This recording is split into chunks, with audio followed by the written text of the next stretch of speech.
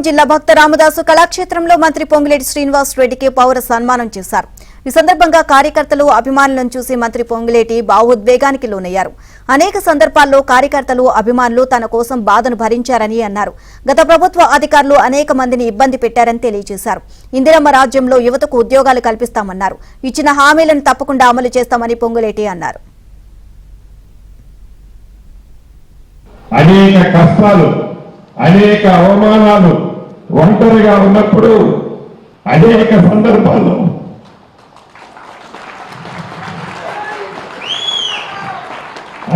సందర్భాల్లో కన్నీరు నా కార్యకర్తలు, నా నాయకులు పెట్టుకున్నప్పుడు వారి ముందు నేను బాధపడితే వారు బాధపడతారని దిగమింగుకొని ఒంటరిగా ఉన్నప్పుడు ఆ కన్నీరు కార్చుకునేవాడిని.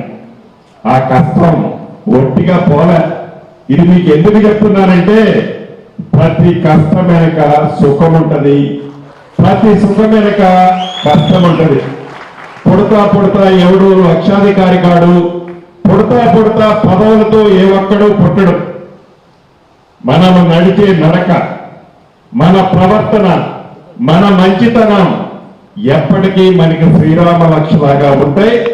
దాన్ని మీరు అందరూ మనసులో పెట్టుకొని కష్టం వచ్చినప్పుడు దిగమింగుకుందాం, సుఖం వచ్చినప్పుడు.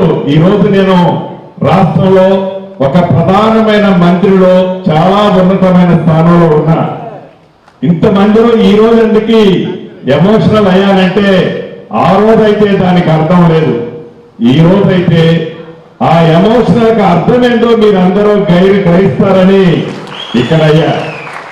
ఆ రోజు నేను బాధపడితే నా ఎమ్మటున్న లక్షలాది మంది అభిమానులు భీమోలు అవుతారు.